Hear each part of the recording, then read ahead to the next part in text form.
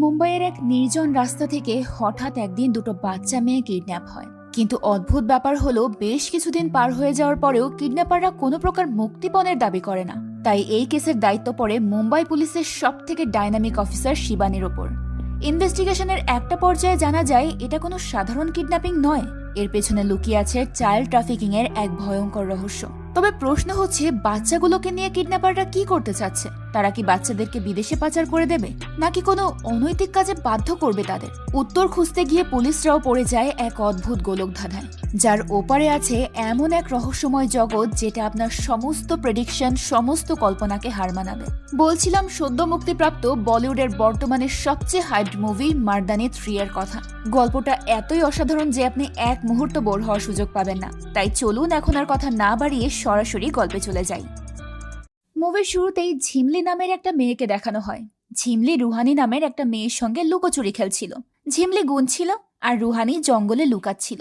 কিন্তু ঝিমলি রুহানিকে খুঁজতে এলে সে জঙ্গলের ভেতর থেকে রুহানির চিৎকারের আওয়াজ পায়। ঝিমলি গাছের আড়াল থেকে দেখে দুজন লোক রুহানিকে জোর করে গাড়িতে তুলে নিয়ে যাচ্ছে। ঝিমলি তখন কিছু পাথর হাতে নিয়ে একটা গাছে ওঠে, আর ওই পাথরগুলো ওই গাড়ির দিকে ছুটতে থাকে। এক পর্যায়ে ঝিমলি পাথর ছুঁড়ে গাড়ির গ্লাস ভেঙে দেয়। তখন কিডন্যাপাররা ঝিমলিকে দেখে ফেলে, আর তখন ঝিমলিকেও তুলে নিয়ে যায়। এরপর সিন এখানেই কাট হয়ে যায়। পরের সিনে আমরা কিছু লোককে দেখি যারা অনেকগুলো মহিলার মুখ কাপড় দিয়ে পেঁচিয়ে তাদেরকে পাচার করার জন্য তুলে আনে। তাদের মধ্যে একজন মহিলা সেখানে বসে আর্মি অফিসার রেসকে সব ইনফরমেশন দিচ্ছিল। ওই আর্মি অফিসার তার ফোর্স নিয়ে তাদেরকে উদ্ধার করার জন্য এগিয়ে আসে। ওই লোকগুলো যখন ওই মহিলাটাকে ধরতে যায় তখন ওই মহিলাটা তাদের ওপর অ্যাটাক করে দেয়, আর তাদের সঙ্গে একাই ফাইট করতে শুরু করে। ধস্তাধস্তির সময় ওই মহিলার মুখ থেকে কাপড় সরে যায়। এই মহিলাটাই ছিল এসিপি শিবানী। সেই নারী পাচার র্যাকেট ধরার মিশনে এখানে এসেছিল। শিবানী ওই লোকদের সামনে একাই 100 ছিল। তাকে দেখে ওই গ্যাংয়ের লিডার একটা মেয়েকে ধরে তাকে মেরে ফেলার ভয় দেখায়। তখন সব আর্মি অফিসাররা সেখানে চলে আসে আর ওই লোকটাকে শুট করে মহিলাটাকে বাঁচিয়ে নেয়। এরপর তারা সেখানকার সব মহিলাদেরকে উদ্ধার করে। এভাবে সাহসিকতার সাথে শিবানী সাকসেসফুলি তার মিশন কমপ্লিট করে। এরপর দিল্লির সিন দেখানো হয়। ইন্ডিয়ান অ্যাম্বাসিডার আজ দিল্লি ফিরেছে। রুহানি ছিল এই অ্যাম্বাসিডারের মেয়ে যাকে কিডন্যাপ করা হয়েছে। রুহানির মা তাকে ফোন করে জানায় যে তার মেয়েকে কিডন্যাপ করা হয়েছে। অ্যাম্বাসিডার তার স্ত্রীকে এই ব্যাপারে কাউকেই জানাতে নিষেধ করে দেয়। সে তার মেয়েকে নিয়ে অনেক চিন্তায় পড়ে যায়। তখনই লোকটা ফোনে শিবানীর একটা নিউজ দেখতে পায়। নিউজে শিবানীর সাকসেসফুল মিশনের ব্যাপারে অনেক প্রশংসা করা হচ্ছিল। অ্যাম্বাসিডার তখন ঠিক করে যে সে তার মেয়েকে খুঁজে বের করার জন্য শিবানীর সাহায্য নেবে। এজন্য পরদিন সেক্রেটারি অফিসার আর ডিসিপি শিবানীকে দিল্লিতে ট্রান্সফার করে। সেক্রেটারি শিবানীকে বলে, কাল সন্ধ্যায় দিল্লির বুলন্দে ইন্ডিয়ান অ্যাম্বাসিডারের মেয়ে কিডন্যাপ হয়েছে। সে স্পেশালি রিকোয়েস্ট করেছে যাতে আপনি এই কেসটা দেখেন। শিবানী এরপর বুলন্দের ওই জায়গায় যায় যেখান থেকে রুহানি এবং ঝিমলিকে কিডন্যাপ করা হয়েছিল। সেখানে পুলিশ ডগ ইউজ করে শিবানী ক্রাইম সিনে যায়। সেখানে সে পায়ের ছাপ দেখতে পায়। শিবানী সেখানে রুহানি আর ঝিমলির কিডন্যাপিং এর সিন ইমাজিন করতে থাকে। লোকাল পুলিশ শিবানীকে রুহানি আর ঝিমলির ছবি দেয়। এরপর শিবানী অ্যাম্বাসিডারের বাড়িতে যায়। সেখানে ঝিমলির বাবাও ছিল। শিবানী অ্যাম্বাসিডারকে জানায় যে কিডন্যাপাররা জানে না রুহানি অ্যাম্বাসিডারের মেয়ে। অ্যাম্বাসিডার বলে, এটা কি আপনার আন্দাজ? শিবানী বলে, এটা আন্দাজ, তবে কোনো ফালতু আন্দাজ নয়, কারণ এখনো মুক্তিপণের কল আসেনি। তারা দুজন বাচ্চাকে তুলেছে। রুহানি ওই সময় মাটি দিয়ে খেলছিল, তাই তারা ভেবেছে গ্রামের গরিব ঘরের মেয়ে। অ্যাম্বাসিডার জিজ্ঞেস করে যে এটা তাদের জন্য ভালো দিক নাকি খারাপ দিক। শিবানী জবাব দেয়, এটা খারাপ দিক, কারণ তারা মুক্তিপণের জন্য কল করবে না। তাদেরকে দেখে পেশাদার মনে হচ্ছে। তারা হয়তো বাচ্চাদেরকে পাচার বা অর্গান হারভেস্টিং এর জন্য বিক্রি করে দেবে। বাচ্চারা যদি একবার এতে ফেসে যায় তাহলে অনেক বড় ঝামেলা হয়ে যাবে। আর যদি তারা জানতে পারে রুহানি কে, তাহলে হয়তো তারা তাকে মেরেই ফেলবে। এটা শুনে রুহানির মা কান্নায় ভেঙে পড়ে। শিবানী অ্যাম্বাসিডারকে আশ্বাস দেয় যে সে আজ রাতেই কিডন্যাপারকে দিয়ে মুক্তিপণের কল করাবে, আর সেই অনুপাতে সে অ্যাম্বাসিডারের সঙ্গে একটা প্ল্যান বানায়। এরপর আমরা দেখি ওই দুজন কিডন্যাপার ঝিমলি আর রুহানিকে নিয়ে তাদের বসের কাছে আসে। রুহানি আর ঝিমলি অচেতন ছিল। তারা তাদের শরীরে কিছু একটা ইনজেক্ট করে। ওই কিডন্যাপারদের বসের দুজন লোক ঝিমলি আর রুহানিকে নিয়ে যায়। ওই লোকটা ওই কিডন্যাপারকে টাকা দেয়, কিন্তু তাদের মধ্যে একজন বলে, এখানে তো টাকা অনেক কম। তাদের বস বলে, আম্মা 10 লাখের চুক্তি করেছিল, যেহেতু দুটো মেয়ে তাই দাম 20 লাখ। নিজেদের হিসাব আর যোগ্যতা দুটোই ভুলে গেছো দেখছি। এখন এখান থেকে চলে যাও, আমার কন্ট্রাক্ট ওপেন থাকবে। যদি আরও মেয়ে পাও তাহলে যোগাযোগ করবে। এসব শুনে ওই দুজন কিডন্যাপার অনেক রেগে যায়। রাতের বেলা নিউজ চ্যানেলেও ওই কিডন্যাপিং এর ব্যাপারে বলা হয়। তখন শিবানীর প্ল্যান অনুযায়ী অ্যাম্বাসিডার নিউজে এসে কিডন্যাপারদের উদ্দেশ্য করে বলে, যে আমার মেয়ের খোঁজ এনে দিতে পারবে তাকে আমি 2 কোটি টাকা দেব। এই নিউজটা দেখে ওই কিডন্যাপাররা অনেক অবাক হয়ে যায়। এরপর আমরা মুভির মেইন ভিলেন আম্মাকে দেখতে পাই। আম্মা পলিথিনে করে একটা বাচ্চার লাশ নিয়ে বাচ্চাটার মায়ের দিকে যেতে থাকে। তাকে দেখে আশেপাশের সব মহিলারা অনেক ভয় পাচ্ছিল। আম্মা ওই বাচ্চাটার লাশ তার মায়ের কাছে দেয়। আম্মা ওই মহিলার ছোট বাচ্চাটাকে নিয়ে রাস্তায় বসে ভিক্ষা করত। প্রচন্ড গরমের কারণে বাচ্চাটা হিট স্ট্রোক করে মারা গিয়েছিল। বাচ্চাটার ক্ষতিপূরণ হিসেবে সে ওই মহিলাটাকে 2 বছরের জন্য টাকা দেয়। এই আম্মা বিভিন্ন ছোট ছোট বাচ্চাদেরকে তুলে নিয়ে ভিক্ষা করাতো, যার কারণে সব মহিলারা আম্মাকে অনেক ভয় পেত। আম্মা এরপর তার গাড়িতে গিয়ে বসে। তার ফোনে তার লোক ঝিমলি আর রুহানির ছবি পাঠিয়েছিল। আম্মা তখন ফোনে একটা নিউজের মাধ্যমে জানতে পারে যে তার কিডন্যাপ করা মেয়েদের মধ্যে একজন অ্যাম্বাসেডারের মেয়ে। এদিকে রুহানি আর ঝিমলির ব্লাড টেস্ট করা হয়। ব্লাড টেস্টে জানা যায় ঝিমলির ব্লাড নেগেটিভ আর রুহানির ব্লাড পজিটিভ।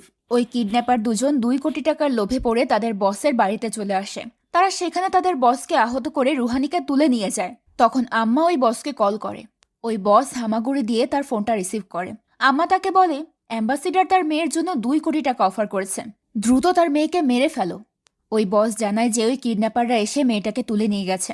আম্মা জিজ্ঞেস করে যে তাদের ব্লাড টেস্ট করানো হয়েছিল কিনা। ওই বস বলে হ্যাঁ, এই মেয়েটার ব্লাড নেগেটিভ আর যাকে তারা তুলে নিয়ে গেছে তার ব্লাড পজিটিভ। আম্মা তাকে বলে যে কোনোভাবে ওই রুহানিকে মারতেই হবে, না হলে আমাদের সব খেলা শেষ হয়ে যাবে। তুই এখনই ঝিমলিকে আমার কাছে নিয়ে আয়। শিবানী অ্যাম্বাসিডারের বাড়িতে বসে কিডন্যাপারদের কলের অপেক্ষা করছিল, কিন্তু তখনও কারো কল আসে না। এতে অ্যাম্বাসিডার ধৈর্য হারিয়ে বলে কল আর আসবে না। তখনই কিডন্যাপার অ্যাম্বাসিডারকে কল করে। অ্যাম্বাসিডার ফোনটা লাউডে দেয়। ওই কিডন্যাপার তাকে বলে 2 কোটি টাকা নিয়ে কাল মেট্রো স্টেশনে আসতে হবে, সাথে যেন কোনো পুলিশ না থাকে। শিবানী পাশে বসে অ্যাম্বাসিডারকে গাইড করছিল। অ্যাম্বাসিডার কিডন্যাপারকে বলে আগে আমার মেয়ে রুহানের সঙ্গে কথা বলাও, তার সাথে যতক্ষণ না আমার কথা হচ্ছে আমি টাকা দেব না। এটা বলেই সে ফোনটা কেটে দেয়। এরপর সে শিবানীকে বলে সে আবার কল করবে তো। শিবানী বলে ভয় পাবেন না, এখন সে কি করছে বা কি ভাবছে আমি তা ভালোভাবেই। কল কোনো দোকান থেকে করেছিল। রুহানিকে সে পাবলিক প্লেসে আনবে না, তাই তাকে তারা যেখানে লুকিয়ে রেখেছে সেখান থেকেই তাদেরকে কথা বলাতে হবে। মোবাইল আর রুহানি একই রুমে থাকবে, এর চেয়ে বেটার লিডার আমরা পাবো না। এরপরে কিডন্যাপার রুহানিকে অ্যাম্বাসিডারের সঙ্গে কথা বলায়। শিবানী তাদের ফোনের লোকেশন ট্র্যাক করে সেখানে তার ফোর্স পাঠায়, কিন্তু তার ফোর্স সেখানে পৌঁছানোর আগে ওই কিডন্যাপাররা রুহানিকে সেখান থেকে সরিয়ে নিয়ে যায়, যার ফলে তারা রুহানিকে আর খুঁজে পায় না। পরদিন কিডন্যাপারদের কথা মতো অ্যাম্বাসিডার 2 কোটি টাকা নিয়ে মেট্রো স্টেশনে যায়। তার সাথে শিবানী আর পুলিশ টিমও যায়। তখন অ্যাম্বাসিডারকে কিডন্যাপাররা কল করে। অ্যাম্বাসিডার শিবানীর প্ল্যান অনুযায়ী তাদেরকে বলে যতক্ষণ না আমি শিবানীকে দেখছি আমি ব্যাগ দেব না। তখন এই কিডন্যাপার ভিডিও কলে রুহানিকে দেখায়। শিবানী অ্যাম্বাসিডারের পাশে দাঁড়িয়ে রুহানির লোকেশন দেখে নেয়। সে অফিসার নিখিল এবং সৌরভকে রুহানির লোকেশনে পাঠিয়ে দেয়, কিন্তু তারা সেখানে রুহানিকে খুঁজে পায় না। তখন শিবানী বুঝতে পারে কিডন্যাপাররা রুহানিকে এখানে এনে ভিডিও করে তারপর এখান থেকে নিয়ে চলে গেছে, আর সেই ভিডিওই সে অ্যাম্বাসিডারকে দেখাচ্ছিল। কিডন্যাপারদের প্ল্যান ছিল তারা রুহানি এবং টাকা দুটো নিয়েই পালিয়ে যাবে, তাই রুহানিকে তারা মেট্রো স্টেশন থেকে সরিয়ে নিয়ে গিয়েছিল। অ্যাম্বাসিডার একটা জায়গায় ওই টাকার ব্যাগটা রাখলে কিডন্যাপারদের মধ্যে একজন এসে ওই টাকার ব্যাগটা নিয়ে ভিড়ের মধ্যে ঢুকে যায়। শিবানী এটা লক্ষ্য করে ভিড় ঠেলে ওই কিডন্যাপারকে ধরার জন্য যায়। কিডন্যাপার ওই টাকার ব্যাগ বাকিদের হাতে দিয়ে পালাতে যাচ্ছিল, তখনই শিবানী তাকে ধরে ফেলে।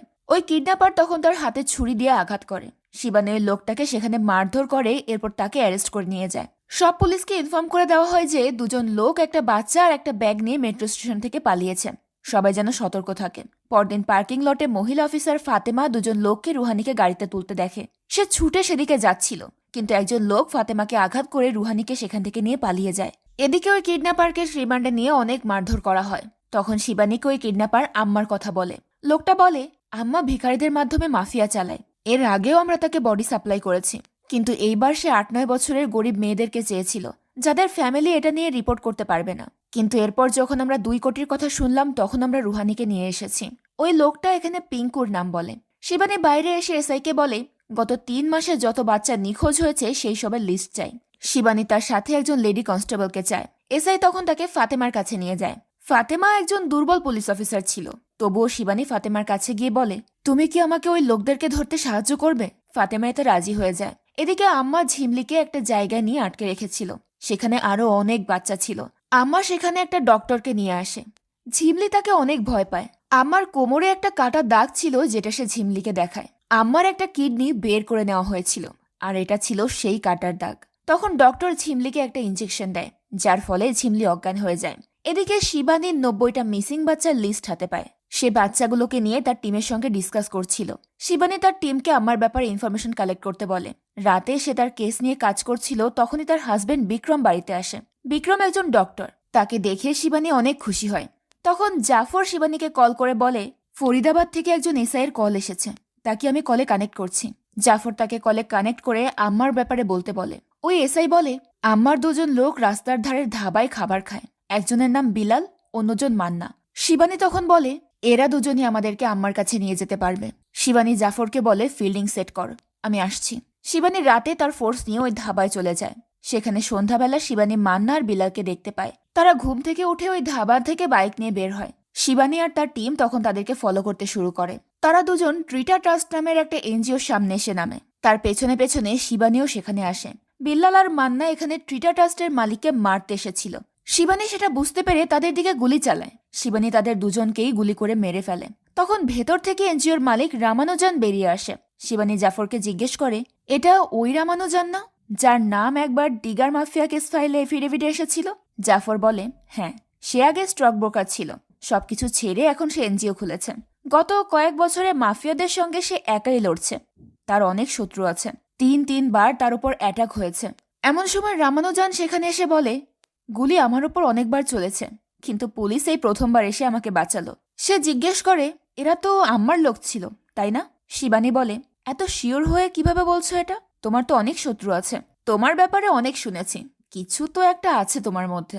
রামানুজান বলে, আমার মধ্যে কিছু কম আছে। রামানুজান তার হাত দেখিয়ে বলে, ডিগার মাফিয়ারা ছোটবেলায় আমার হাত কেটে দিয়েছিল, তখন থেকে আমি সমাজের জন্য কাজ করছি। শিবানী রামানুজানকে বলে, আম্মাকে ধরতে আমাকে সাহায্য করবে?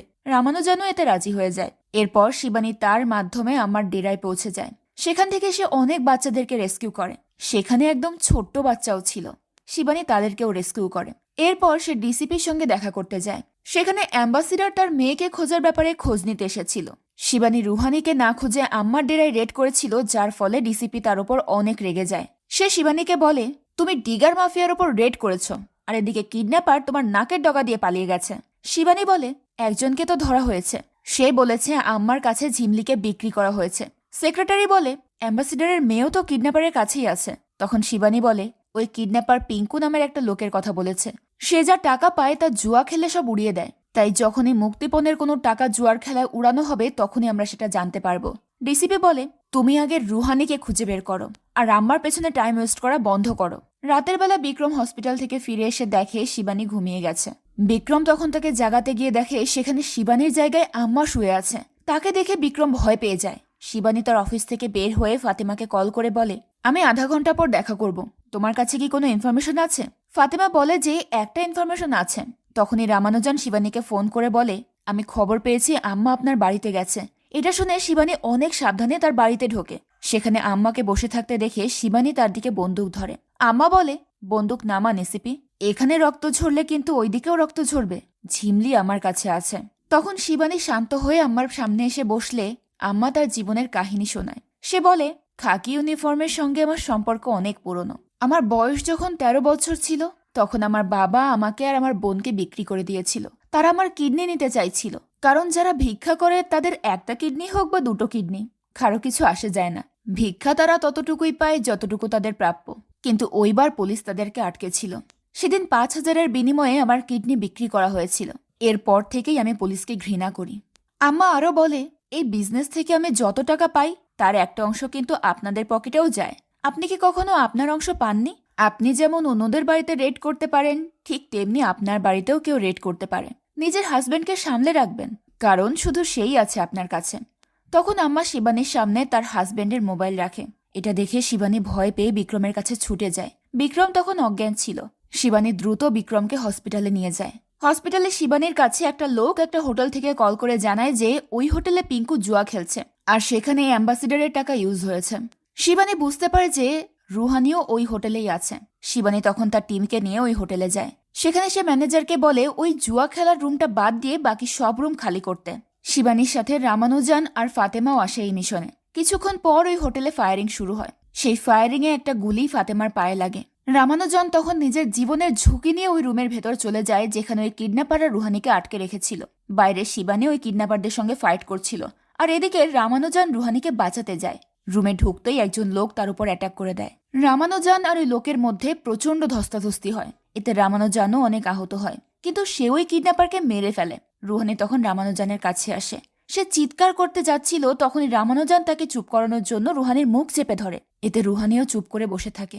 কিছুক্ষণ পর রামানুজান তার মুখটা খুব শক্তভাবে চেপে ধরে, যার কারণে নিঃশ্বাস নিতে না পেরে রুহানি মারা যায়। রুহানি মারা যাওয়াতে রামানুজান খুব ভয়ঙ্করভাবে স্মাইল করে। সে রুহানিকে একটা গান শোনাতে থাকে, যেটা আম্মা বাচ্চাদেরকে শোনাতো। এখান থেকে বোঝা যায় রামানুজান আসলে আম্মার সঙ্গে জড়িত ছিল। বাইরের ঝামেলা শেষ করে শিবানী ভেতরে গিয়ে দেখে রুহানি মারা গেছে। রামানুজান রুহানির পাশে বসে কান্নার নাটক করছিল। সে শিবানীকে ভুল বোঝায় যে কিডন্যাপাররা রুহানিকে মেরে ফেলেছে। সে এত চেষ্টা করেও রুহানিকে বাঁচাতে পারেনি।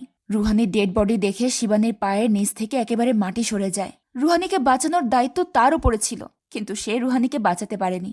শিবানী অ্যাম্বাসেডরের মুখোমুখি কিভাবে দাঁড়াবে এটা ভেবে সে অনেক আপসেট হয়ে যায়। সে একটাবার আঁচও করতে পারে না যে রামানুজানই রুহানি। হসপিটালে শিবানী মাথা নিচু করে বসেছিল।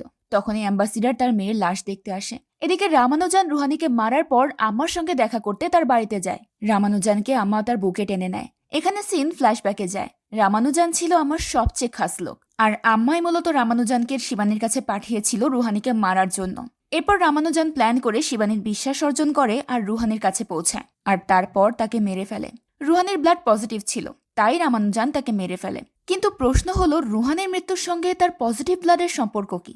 আর রুহানির মৃত্যুতে রামানুজানেরই বা কি লাভ? এটা আমরা পরবর্তীতে জানতে পারবো। এরপর আম্মা শিবানীকে কল করে বলে, বাচ্চাটাকে তো তুই বাঁচাতে পারিসনি, আরো অনেক বাচ্চা আছে। এই বিজনেস আমি বহু বছর ধরে করছি। 1000টা বাচ্চা আমি গায়েব করেছি, কিন্তু কখনো এত জোর দিয়ে পুলিশ কোনো বাচ্চাকে খোঁজেনি। কেন জানিস? কারণ এইবার বাচ্চাটা বড় লোকের ঘরে ছিল। তোর কি মনে হয় পুলিশ ঝিমলিকে খুঁজতে এত জোর দেবে? মেয়ে কিডন্যাপ হয়েছে, এতে কারো কিছু আসে যায় না। নিখোঁজ হওয়া বাচ্চাটা কার, এটাই তোদের জন্য আসল। ভিক্ষা করে আমার ঝুলিতে যে টাকা আসে তার একটা অংশ কিন্তু তোদের ঝুলিতেও যায়। সবচেয়ে বড় মাফিয়ারা তো তোরা। সব খাকি পোশাকেরই মূল্য আছে। কেউ 5000-এ বিক্রি হয়, তো কেউ এর চেয়েও কমে। তোর যা করার তুই করে নে। শিবানী বলে, এবার এই দুনিয়ার কোনো শক্তি তোকে আমার কাছ থেকে বাঁচাতে পারবে না। তোকে জীবন্ত হোক বা মৃত, যেভাবেই হোক ধরে নিয়ে আসবো।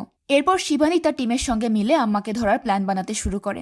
কিন্তু তখন ডিসিপি এসে শিবানীকে এই কেস বন্ধ করতে বলে। ডিসিপি বলে, আম্মা তোমার কেস নয়, কেস তো সলভ হয়ে গেছে। রুহানি এখন আর বেঁচে নেই। শিবানী ডিসিপিকে বোঝায় যে এটা শুধু কিডন্যাপিং এর কেস নয়, বরং এর চেয়েও বড় কিছু। ছোট বাচ্চাদের জন্য কিডন্যাপারদেরকে কেন এত টাকা অফার করা হচ্ছিল, এর জবাব আম্মার কাছে আছে। ডিসিপি বলে, তুমি এসব ইনফরমেশন লোকাল পুলিশের সঙ্গে শেয়ার করতে পারো। তোমার যত সময় নষ্ট করার ছিল তুমি করেছ। আজ সন্ধ্যার মধ্যেই তুমি রুহানির কেস ফাইল লোকাল ইনস্টিটিউটের হাতে রাখবে। শিবানী ডিসিপিকে অনেক বোঝানোর চেষ্টা করে, কিন্তু ডিসিপি তার কোনো কথা না শুনে চলে যায়। রাতের বেলা ফাতেমা শিবানীকে কল করে তার সঙ্গে দেখা করতে বলে। তাকে জানায় যে একটা ছোট্ট বাচ্চার কেস এসেছে যার সার্ভিক্যাল ক্যান্সার হয়েছে। ডক্টর বলছে এটা অনেক সন্দেহজনক, কারণ সে কখনো সেক্সুয়াল হ্যারাসমেন্টের শিকার হয়নি। তাছাড়া এত ছোট বয়সে শরীরে সার্ভিক্যাল ক্যান্সার ডেভেলপ করা কোনোভাবেই সম্ভব না। আমার মনে হচ্ছে কোনো ভাইরাসের মিউটেশন টেস্ট করার জন্য এই বাচ্চাটাকে ইউজ করা হয়েছে। ফাতেমা শিবানীকে নিয়ে হসপিটালে ওই বাচ্চাটার কাছে যায়। বাচ্চাটাকে দেখে শিবানীর অনেক সন্দেহ হয়। যেখানে ওই বাচ্চাটার শরীরে একটা ক্যান্সার ডেভেলপ করাই সম্ভব না, সেখানে এই বাচ্চাটার ক্যান্সার ছিল 4th স্টেজে। শিবানী তখন ওই বাচ্চাটার সামনে গিয়ে আম্মার নাম বলে। আমার নাম শুনে বাচ্চাটা চমকে যায়। বাচ্চাটা আম্মাকে চিনত। এখানে ওই বাচ্চাটা নিজের ব্যাপারে শিবানীকে বলে। এখানে ফ্ল্যাশব্যাকে দেখানো হয় ওই বাচ্চাটার সাথে আরো 2জন বাচ্চা ছিল। তাদের 3জনেরই ব্লাড পজিটিভ ছিল, যার কারণে আম্মা তাদেরকে মেরে ফেলার অর্ডার দিয়েছিল। আমার লোকেরা তাদের 3জনকে অচেতন অবস্থায় শ্মশানে পোড়ানোর জন্য নিয়ে যায়। সেখানে ওই বাচ্চাটা হঠাৎ জেগে ওঠে।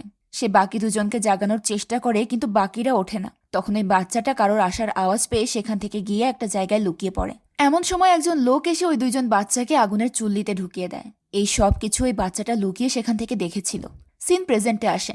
ওই বাচ্চাটা এসব বলতে বলতে কাশতে শুরু করে। তার মুখ দিয়ে অনেক রক্ত আসে। আর কিছুক্ষণ পর ওই বাচ্চাটা শিবানীর চোখের সামনেই মারা যায়। শিবানী ওই বাচ্চাটার ড্রয়িং বুক হাতে নেয়। সেখানে শিবানী বাচ্চাটার আঁকা ছবি দেখে ইমোশনাল হয়ে যায়। ওই ড্রয়িং বুকে মেয়েটা একটা বিড়ালের আইকন বানিয়েছিল। শিবানীর চোখ সেখানেই আটকে যায়, কারণ তার মনে পড়ে এই বিড়ালের আইকনটা সে রামানুজানের এনজিওতে দেখেছে। তখন শিবানীর রামানুজানের ওপর সন্দেহ হয়। সে তখন রামানুজানের ওপর ইনভেস্টিগেশন করতে শুরু করে।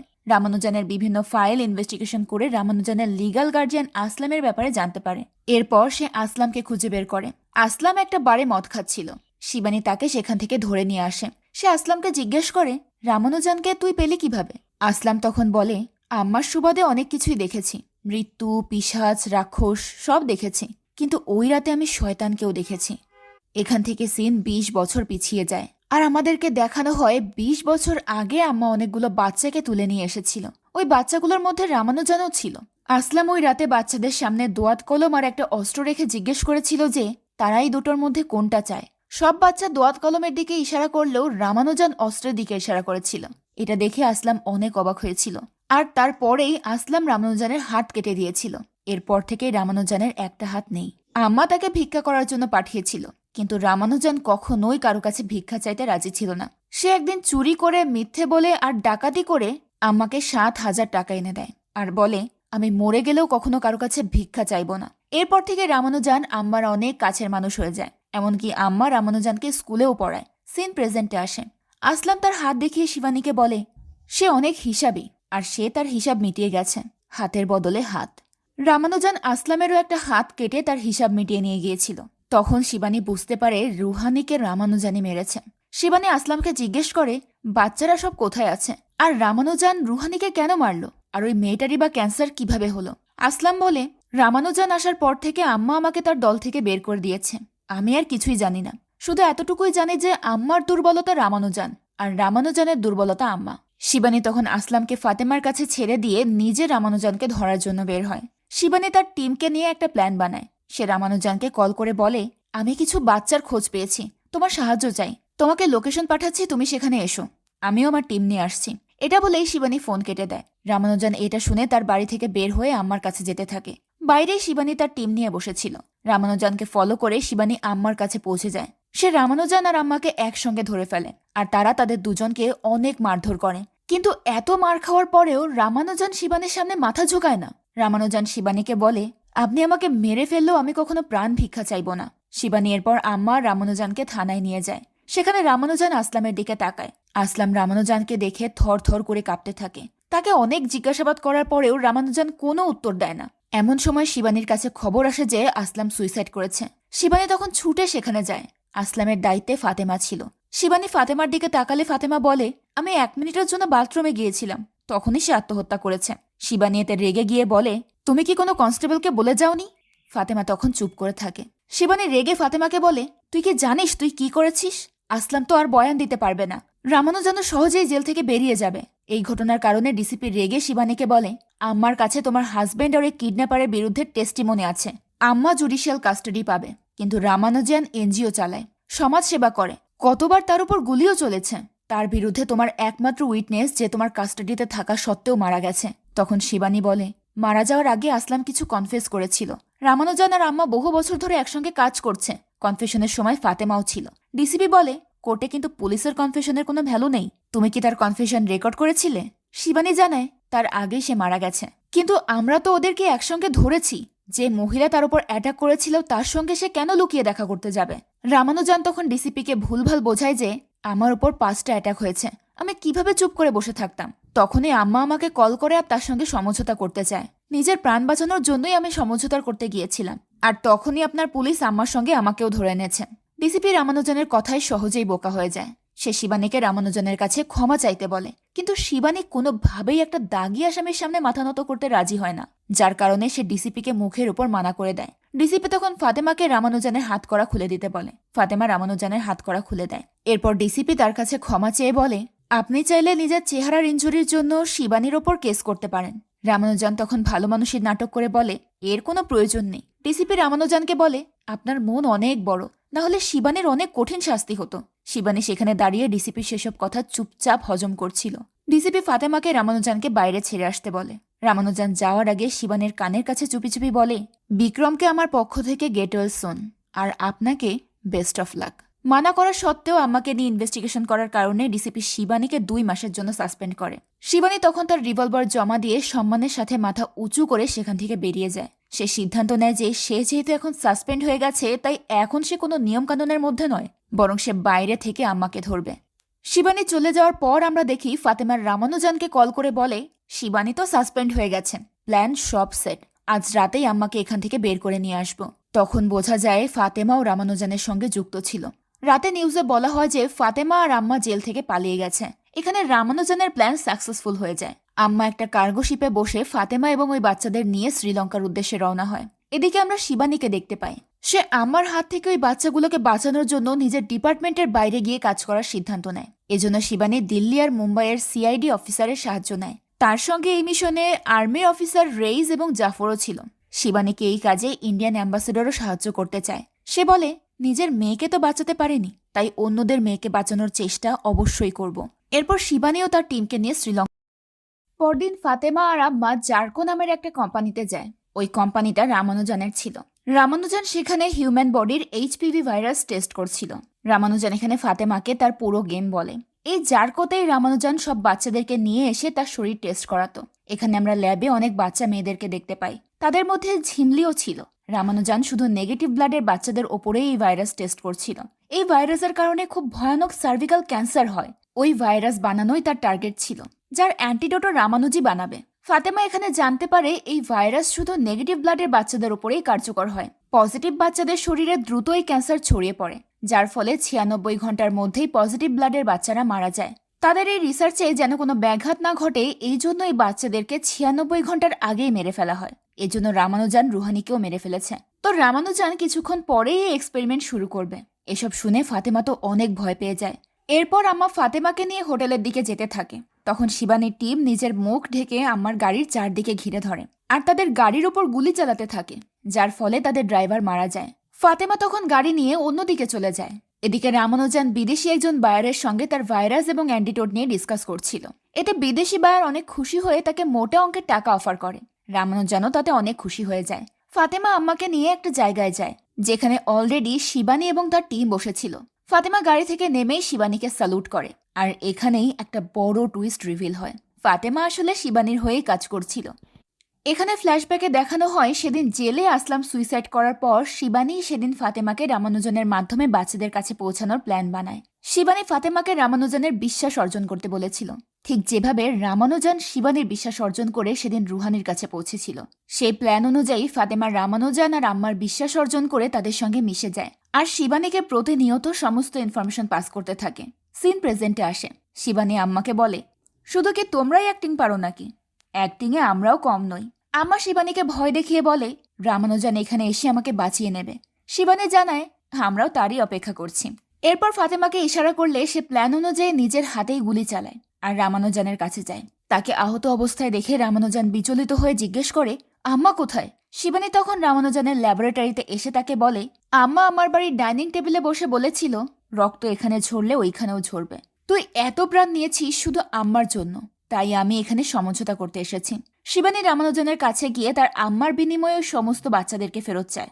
রামানুজন বলে, ঠিক আছে, আমি বাচ্চাদেরকে আপনাকে দিয়ে দেব, কিন্তু বাচ্চাদেরকে কোথায় নিয়ে যাবেন? ওই গরিব পরিবারে? তারা কি কখনো ভবিষ্যতে বড় কিছু করতে পারবে? 20 বছরের রিসার্চ আমি মাত্র 6 মাসের মধ্যে করেছি। হ্যাঁ, কিছু প্রাণ অবশ্যই যাবে, কিন্তু 20 বছরে কত মানুষ বাঁচবে? শিবানী বলে, অন্যের জীবন মরণ কি তুই ঠিক করবি? এসব তুই নিজের লাভের জন্য করছিস। রামানুজন বলে, একটা প্রাণের বিনিময়ে যদি 100 মানুষ বাঁচে তাহলে এতে অন্যায় কোথায়? শিবানী বলে, জানিস আমাদের বইয়ে না একটা কথা লেখা আছে, 100 জন পাপীর সঙ্গে ন্যায় বিচার না হলেও একজন নিরপরাধীর সঙ্গে কোনোভাবেই অন্যায় করা উচিত না। তুই যদি 100টা প্রাণ বাঁচানোর জন্য একজনকে মেরেও থাকিস তাহলেও তুই অন্যায় করেছিস। রামানুজন বলে, ঠিক আছে, আমার বদলে সব মেয়ে আপনার, আমি আরো খুঁজে নেব। টাইমলাইন বদলাবে কিন্তু প্ল্যান বদলাবে না। তবে আমার আম্মার যদি কিছু হয় তাহলে আমি সব মেয়েদেরকে মেরে ফেলবো, যেভাবে রুহানিকে মেরেছিলাম। আর সেই ধারা শুরু হবে তার বন্ধু ঝিমলিকে দিয়ে। রাতের বেলা আম্মার রেসের উপর আক্রমণ করে তাকে মারার ভয় দেখিয়ে সেখান থেকে পালানোর চেষ্টা করে। শিবানী রেসকে বাঁচানোর জন্য আম্মার গলায় গুলি করে তাকে মেরে ফেলে। এরপর সে তার টিমকে বলে, এর জন্য মেকআপের ব্যবস্থা কর, এই লাশকে তো জীবিত দেখাতে হবে। কিছুক্ষণ পর রামানুজন ট্রাকে করে সব বাচ্চাদেরকে নিয়ে আসে। রামানুজনের সামনে আম্মার লাশকে হুইল চেয়ারে করে আনা হয়। আমার গলায় এমনভাবে কাপড় পেঁচিয়ে আনা হয়েছিল যে তাকে দেখে বোঝাই যাচ্ছিল না সে মারা গেছে। রামানুজন জিজ্ঞেস করে, আমার কি হয়েছে? শিবানী বলে, সে বেশি ছটফট করছিল, তাই তাকে ঘুমের ওষুধ দেওয়া হয়েছে। রামানুজন কাছে আসতে চাইলে শিবানী তাকে দূর থেকে দেখতে বলে। শিবানী রামানুজনের কাছে বাচ্চাদেরকে চাইলে রামানুজন বলে, একজন বেশি আছেন। রামানুজন কন্টেনার থেকে ফাতেমাকে বের করে বলে, আপনি কিভাবে আম্মার খোঁজ পেলেন সেটা ভাবতে আমার ফাতেমার কথা মনে পড়ে গেছে। খেলাটা ভালোই ছিল। এরপর রামানুজন আম্মাকে চাইলে শিবানী আরেকজনকে কন্টেনারে বাচ্চাগুলোকে গুনতে পাঠায়। সব বাচ্চাই সেখানে ছিল। তখন শিবানী রামানুজনের কাছে আম্মাকে পাঠায়। রামানুজান তার সমস্ত গার্ডকে নিয়ে আমার কাছে গিয়ে দেখে আম্মাকে শিবানী মেরে ফেলেছে। রামানুজান কিছু করার আগে শিবানী তার হাতে থাকা বমের রিমোটটা প্রেস করে দেয়। সে আগে থেকেই প্ল্যান করে আমার শরীরে বম লাগিয়ে রেখেছিল, যার ফলে বাটন প্রেস করতেই বম ব্লাস্ট হয়ে যায়। এতে রামানুজান সহ অনেকেই আহত হয়। এরপর তার বাকি গার্ডদের উপর শিবানী এবং তার টিম ফায়ারিং করতে শুরু করে। এরই মাঝে সুযোগ বুঝে শিবানী ফাতেমা এবং বাচ্চাদেরকে উদ্ধার করে। এরপর শিবানী চলে যায় রামানুজানের কাছে। বাচ্চাদের সঙ্গে এমন নোংরা রিসার্চ করার জন্য সে ওই আহত রামানুজানকে শেকল দিয়ে আঘাত করতে থাকে। সে রামানুজানের নিজের বানানো ভাইরাস তার শরীরে ইনজেক্ট করে বলে, আমিও কারো ঋণ রাখি না, এটা রুহানির পক্ষ থেকে। এরপর শিবানী রামানুজানের গলায় শেকল পেঁচিয়ে তাকে টেনে নিয়ে যেতে থাকে আর বলতে থাকে, ভয় পাস না, তুই এখনই মরবি না, তোকে আরো জঘন্যভাবে মারব। পরের সিনে আমরা শিবানীকে সেক্রেটারি অফিসার এবং ডিসিপির সামনে বসে থাকতে দেখি। সেক্রেটারি অফিসার শিবানীকে তার বন্দুক ফেরত দেয়। ডিসিপিও শিবানীকে তার আচরণের জন্য সরি বলে। শিবানী তখন ডিসিপিকে বলে, আমি সব সময় আমার ইউনিফর্মের মান রেখেছি, কিন্তু এই প্রথম আমার ইউনিফর্ম আমার নিজের মান রাখেনি। ওই ইউনিফর্ম আমি একটা শর্তেই পরব, পরের বার কোনো রুহানিকে বাঁচানোর জন্য ঝিমলির মতো গরিব ঘরের মেয়েকে মরার জন্য ছেড়ে দিতে বলা যাবে না। শিবানীর এই শর্তে ডিসিপি এবং সেক্রেটারি অফিসার দুজনেই রাজি হয়। এরপর আমরা দেখতে পাই শিবানী রামানুজানের সঙ্গে দেখা করতে একটা হসপিটালে যায়। রামানুজান সেখানে সার্ভিক্যাল ক্যান্সারের জন্য লড়াই করছিল আর নিজের মৃত্যুর প্রহর গুনছিল। শিবানী রামানুজানকে বলে, ঝিমলি বাড়িতে পৌঁছে গেছে, সে এখন অনেক খুশি। কিছু ঘা মনের মধ্যে আছে, কিন্তু সময়ের সাথে সেটাও মিলিয়ে যাবে। কিন্তু তোর এই ঘাড় কি হবে? তুই ঠিকই বলেছিলি, একটা প্রাণের বিনিময়ে যদি 100টা প্রাণ বাঁচানো যায় তাহলে সেটা অন্যায়ের কিছু নয়। দেখ, তোর আর আমার প্রাণের বিনিময়ে 60টা প্রাণ বেঁচে গেছে, আর এখন 1000টা প্রাণ বাঁচবে। আমি তোকে আর আমার স্পেশাল টাস্ক ফোর্সকে ধন্যবাদ জানাই। তোর মতো অনেক মানুষ এই দুনিয়াতে আছে, কিন্তু এই দুনিয়াতে আমার মতো মানুষও অনেক আছে। ডক্টর বলেছে আর কয়েক ঘন্টা বাকি, এরপর তুই লম্বা ঘুম ঘুমাবি। শিবানী হসপিটাল থেকে যাওয়ার পরেই রামানুজান মারা যায়। এভাবেই রামানুজান নামের ওই শয়তান নিজের বানানো ভাইরাসে নিজেই প্রাণ হারায়। যেই কষ্ট সে এতদিন বাচ্চাদেরকে দিয়েছিল সেই একই কষ্ট সেও ভোগ করে। আর এই গল্পটাও এখানেই শেষ হয়। সত্যি বলতে টিট ফর ট্যাটের পারফেক্ট এক্সাম্পল ছিল আজকের গল্পটা। আর আমার কাছে পার্সোনালি মারদানি সিরিজের সবগুলো মুভি খুব ভালো লেগেছে, তাই এটাও অনেক ভালো লাগলো। আপনাদের কাছে গল্পটা কেমন লেগেছে সেটা কিন্তু অবশ্যই কমেন্ট করে জানাবেন। দেখা হবে পরের ভিডিওতে। আজকের মতো বিদায় নিচ্ছি। আল্লাহ।